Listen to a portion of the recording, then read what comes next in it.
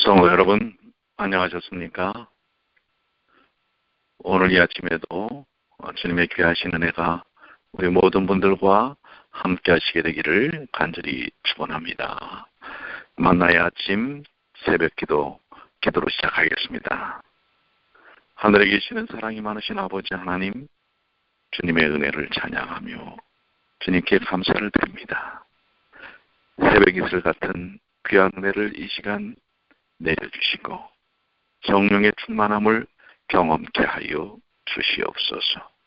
오늘도 저희에게 생명을 주셨음에 하나님의 그 고귀하신 생명의 이끄심을 따라 살 수 있도록 주여 도와 주시옵소서. 말씀을 통해 말씀의 깊은 의미가 오늘 저희들이 세상 가운데서 삶을 살 때 더욱 능력 있게 하여 주시고 모든 죄와 사단의 괴계를 물리칠 수 있도록 주여 도와 주시옵소서. 주께서 이 시간 우리 모든 주의 자녀들과 함께 하여 주실 줄을 믿고 감사드리며 사랑과 자비가 많으신 예수님의 이름으로 간절히 기도 올리옵나이다. 아멘. 오늘 말씀은요, 로마서 5장 17절로 20절까지에 있는 말씀입니다. 로마서 5장 17절로 20절인데요. 우리 17절부터 19절은 앞절에 있는 말씀들을 다시 한번 반복하는 말씀이고요. 20절에 있는 말씀은 율법과 죄에 대한 상관관계에 대해서 아주 의미 있는 말씀을 우리에게 던져주고 계십니다. 그래서 우리 오늘 로마서 5장 17절로 우리 20절까지에 있는 말씀을 함께 보도록 하겠습니다. 한 사람의 범죄를 인하여 사망이 그 한 사람으로 말미암아 왕노릇하였은즉 더욱 은혜와 의의 선물을 넘치게 받는 자들이 한 분 예수 그리스도로 말미암아 생명 안에서 왕노릇하리로다. 그런즉 한 범죄로 많은 사람이 정죄에 이른 것 같이 의의 한 행동으로 말미암아 많은 사람이 의롭다 하심을 받아 생명에 이르렀느니라. 한 사람의 순종치 아니함으로 많은 사람이 죄인 된 것 같이 한 사람의 순종하심으로 많은 사람이 의인이 되리라. 율법이 가입한 것은 범죄를 더하게 하려 함이라. 그러나 죄가 더한 곳에 은혜가 더욱 넘쳤나니. 로마서 5장 17절로 20절에 있는 오늘은 단 4절에 있는 말씀인데요. 우리가 조금 전에도 말씀드린 대로 17절부터 19절은 앞절에 있는 말씀, 한 사람으로 인하여 죄가 이 땅에 들어왔고 마지막 아담 다른 한 사람으로 인하여 우리가 의인이 되었다라고 하는 사실을 말씀하고 있죠. 우리 어제까지 거기에 대해서 상당히 자세히 말씀을 나누는데 좀 부연 설명을 좀 드리면 일반적으로 많은 또 우리 기독교인들이 한 사람으로 죄가 들어왔기 때문에 결국 그 아담의 죄로 인하여 모든 이들이 다 죽게 되지 않았습니까? 이것을 이제 원죄라고 표현하는 분들이 있습니다. 원죄설이다라는 것인데요. 근데 사실 우리는 여기에 적극적으로 지지하지 않습니다. 왜냐하면 어떻게 보면은 아담의 죄로 인해 모든 이들이 무방비 상태에서 이제 죄인이 되었죠. 그래서 그 아담의 원죄 때문에 우리가 다 죄인 되었다. 더 이상 그래서 그 죄에서 벗어날 수 있는 자의적인 선택이 없는 것처럼 보여서는 안 되는 것입니다. 또 한 사람 예수 그리스도로 말미암아 우리가 의인 되었다라고 하는 것은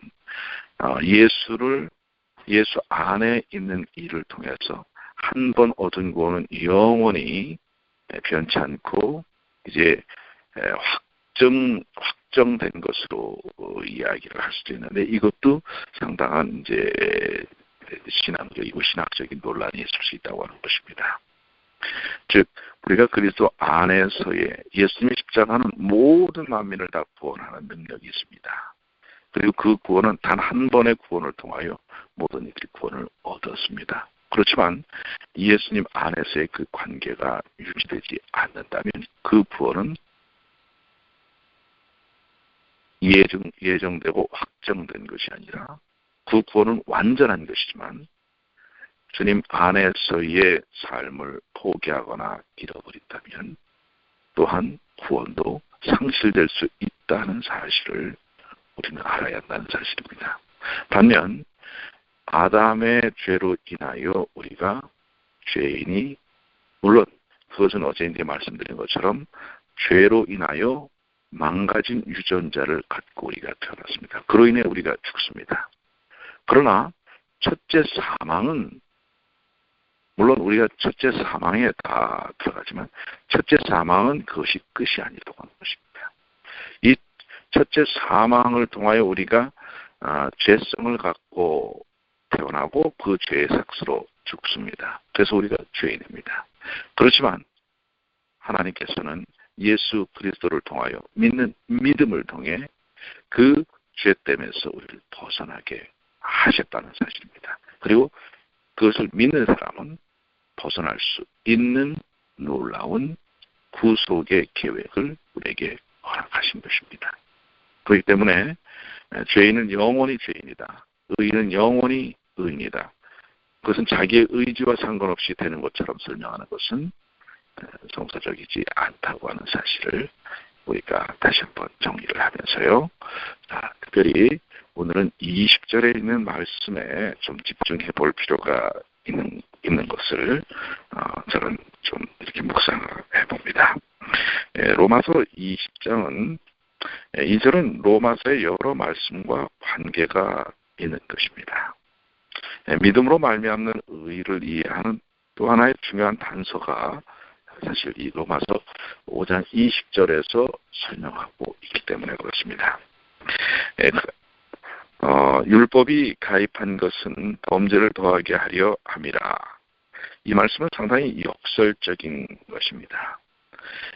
갈라디아 3장 19절에 율법은 무엇이냐? 범법함을 인하여 더한 것이라는 말씀과는 좀 반대적인 의미를 던져주는 것 같죠. 우리들이 아는 바로는 모든 율법, 계명, 법률, 규율 등은 범죄를 막기 위하여 만들어진 것입니다. 그런데 이 20절에는 도리어 범죄를 더하게 하려고 율법을 만들었다고 표현하고 있으니까 참 의아하지 않을 수 없는 것입니다. 여기서 율법이 죄를 더하게 한다라는 말. 율법이라고 하는 것은 역사적으로는 출애굽 당시 모세가 기록하여 하나님을 믿는 백성들의 법도로 가르친 것을 말하죠. 일반적으로 성경에 기록되어 있는 각종 행할 도리를 말하는데요. 특히 구약 성경은 죄의 확산에 따라 계속 만들어져온 율법들의 집대성이라고 할 수가 있겠습니다. 그런데 죄를 막기 위하여 만든 율법들이 도리어 범죄를 더하게 한다는 것은 과연 무슨 뜻일까요? 율법의 생기는 과연 무엇입니까? 죄가 늘어나니까 그것을 막기 위하여 계속 만들어지는 것일까요? 아니면 율법을 만드니까 그것을 범할 기회가 많아져서 죄도 늘어나게 되는 것일까요? 그래서 사람들은 이 부분에 대해서 좀 우리가 생각을 좀 해봐야 할 것입니다. 에덴 동산에 선악과의 법을 두지 않았다면 범죄할 일도 없었을 것이 아닌가라고 반문하는 사람들도 있다고 하는 것입니다. 이 문제의 이해를 위해서 우리 어떤 한 책에 이런 그 예를 담아놨습니다. 어느 학급에 공부를 하기 싫어하는 학생들이 있다고 이렇게 한번 좀 설정을 해보고요. 여기에 초임 교사가 부임해 와서 학생들에게 공부를 잘 시키려고 규칙을 만들었다고 할 때 어떤 결과가 오는지 우리가 한번 좀 생각을 해보겠습니다. 먼저 수업 시간에 잡담하는 학생을 일으켜 세우겠다고 선생님이 공표를 했습니다. 이것도 하나의 법이죠. 그랬더니 지적을 안 받기 위해 잡담은 좀 덜 하는데 그 대신에 만화를 그리거나 다른 책을 보는 것입니다. 다른 죄를 또 짓는 거죠. 그래서 다시 그것을 못하게 하기 위해 교사는 다른 또 더한 법을 가입합니다. 그러니까 법을 더 추가로 만드는 거죠. 필기를 강조하고는 그 공책을 검열해서 성적에 반영하겠다고 또 법을 만들었습니다. 그런 학생들은 여전히 공부는 안 하고 공책 검열 때는 성적을 얻기 위해 다른 학생의 것을 그냥 베껴서 제출하는 것입니다. 그래서 교사는 다시 또 법을 만들기를 배운 범위를 복습해서 그 흔적인 연습장을 제출하도록 했습니다. 그랬더니 학생들은 매 안 맞으려고 이것저것 큼직큼직하게 써서 연습장만 메워내는 것입니다. 교사는 할 수 없이 매일 퀴즈를 쳐서 공부했는지의 여부를 확인하려고 했습니다. 그런데 객관식 문제인데다가 그냥 앉은 자리에서 간단히 치르는 시험이라 학생들은 옆에 있는 아이들의 것을 치팅, 컨닝하고 보고 쓰는 것입니다. 결국 공부를 잘하게 하려고 실시한 규칙들이 선생님을 속이고 부정한 행위를 하게 하는 등 학생들로 죄만 더 짓게 하고 매만 더 맞게 했으니 율법이 가입하여 범죄를 더하게 한 꼴이 되었습니다. 하나님의 율법이 이웃을 사랑하고 하나님을 사랑하게 하기 위하여 만들어졌는데 도리어 사람으로 죄만 더 짓게 한 것과 같은 경우입니다. 무엇이 잘못된 것입니까? 규칙이 나쁜 것입니까? 물을 시키려는 노력이 잘못된 것입니까? 아닙니다. 율법이 행위의 죄는 더 많이 짓게 했지만 하나님께서는 범죄의 횟수를 문제 삼지 않고 범죄하는 마음을 문제 삼으시는 만큼 교사의 규칙은 학생들의 공부하기 싫어하는 마음을 폭로하는, 즉 죄의 뿌리를 찾아내는 역할을 한 것입니다. 로마서 5장 13절에 죄가 율법 있기 전에도 세상에 있었으나 율법이 없을 때는 죄를 죄로 여기지 아니하고 였을 뿐입니다. 마음에 있는 죄를 밖으로 드러난다고 해서 율법을 탓할 수는 없는 것입니다. 로마서 7장 7절에 그런즉 우리가 무슨 말하리요 율법이 죄냐 그럴 수 없느니라. 율법으로 말미암지 않고는 내가 죄를 알지 못하였느니라. 율법은 죄가 무엇인지를 밝히게 하는 기능을 한다고 하는 것입니다. 이같이 율법으로 말미암아 죄악적 속성을 깨닫게 되어 스스로 의의 욕망이 약한 데 대하여 실망하게 될 때, 내가 죄인이구나, 이런 사실을 깨닫게 될 때 마음속에 예수님의 의를 사모하는 믿음의 문이 열리게 되는 것입니다. 율법은 이같이 사람을 그리스도께로 인도하는 안내자입니다. 갈라디아 3장 24절 25절에 이같이 율법이 우리를 그리스도에게로 인도하는 몽학 선생이 되어 우리로 하여금 믿음으로 말미암아 의롭다 함을 얻게 하려 함이니라. 믿음이 온 후로는 우리가 몽학 선생 아래 있지 아니하도다. 그런데 죄를 드러내는 역할만 보고는 사람들은 이 좋은 안내자를 나쁘다고 하는 것입니다. 학생들로 매만 낫게 했다고 선생님을 욕하는 격입니다. 로마서 7장 13절에 그런즉 선한 것이 내게 사망이 되었느냐 그럴 수 없느니라.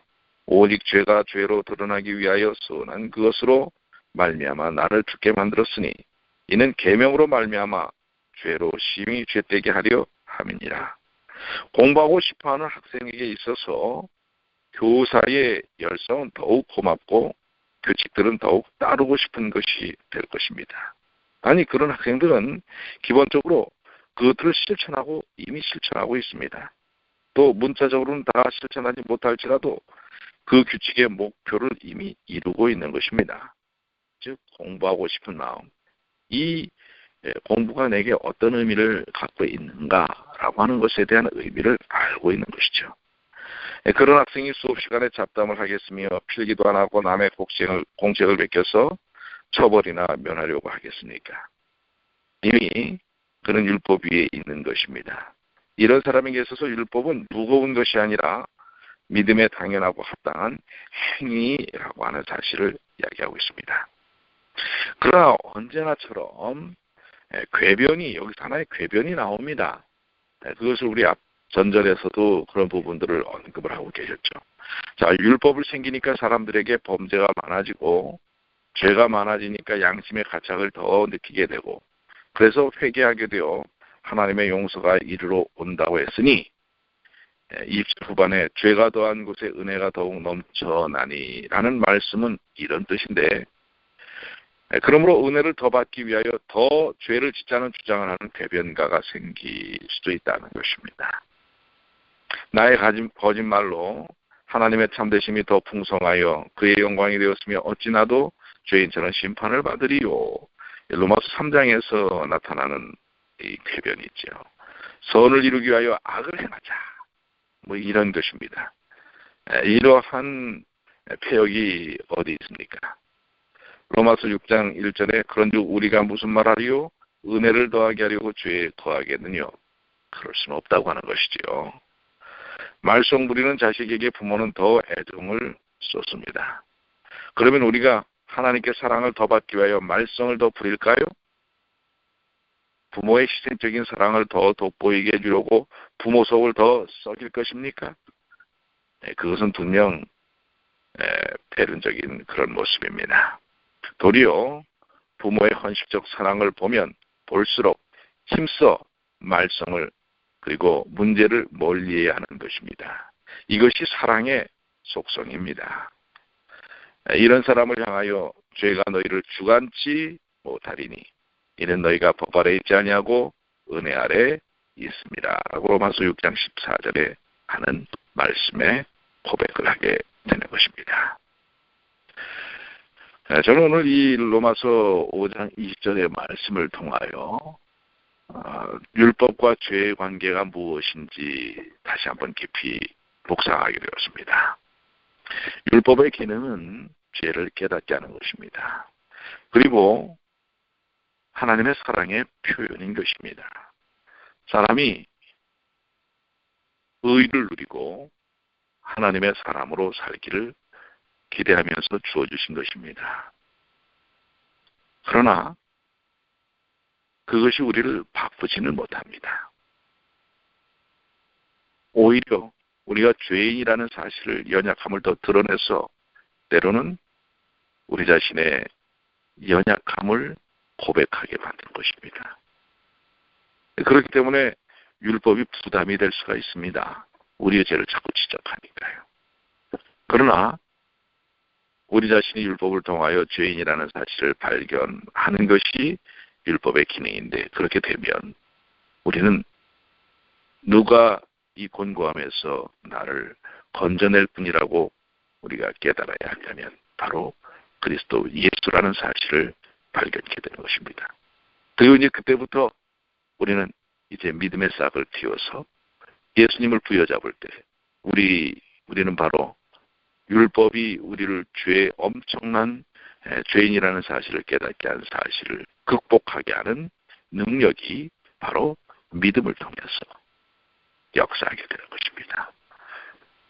바로 이 율법과 죄의 관계, 더 나아가서 율법과 의의 관계, 이것을 보여주고 있는 것입니다.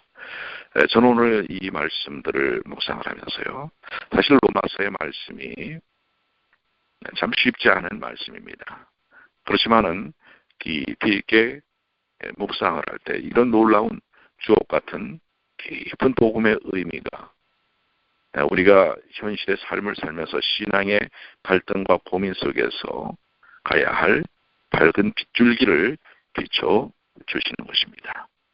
오늘 여러분들은 주신 말씀을 통하여 어떤 은혜를 경험합니까? 오늘도 율법은 우리의 죄를 계속해서 지적합니다.